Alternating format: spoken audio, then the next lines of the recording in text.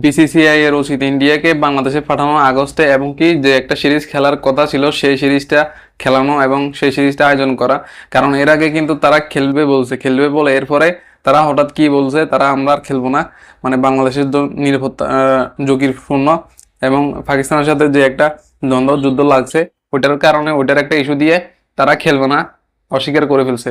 তো আমরা সবাই বলছি যে ইন্ডিয়া ভয় পাচ্ছে, এই জন্য ইন্ডিয়া খেলতে চান না। কিন্তু এখন সবকিছু ঝামেলা ক্লোজ হয়ে গেছে, পাকিস্তানের সাথেও যে একটা যুদ্ধবিরতি হয়ে গেছে, সেখানে এখন এবার আবার ইন্ডিয়া বাংলাদেশের সাথে একটা সিরিজ খেলা উচিত আগস্টে, যেটা খেলার কথা ছিল সেটা খেলা উচিত। কারণ হচ্ছে আমরা অপেক্ষা করে আছি, বসে আছি কবে ইন্ডিয়াকে আমরা লজ্জিতভাবে হারাবো, কারণ আমরা গরম মাঠে শক্তিশালী টাইগার, সেখানে আমরা তাদেরকে হারাতে চাই।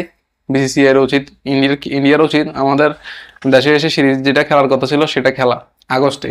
তাহলে আমরা লজ্জিতভাবে তাদেরকে হারাবো এবং আমাদের যে অতীত একটা প্রতিশোধ আছে সেটা শোধ একটা উঠানো হবে। সব মিলিয়ে দাদাদেরকে লজ্জিতভাবে হারাবো আমরা।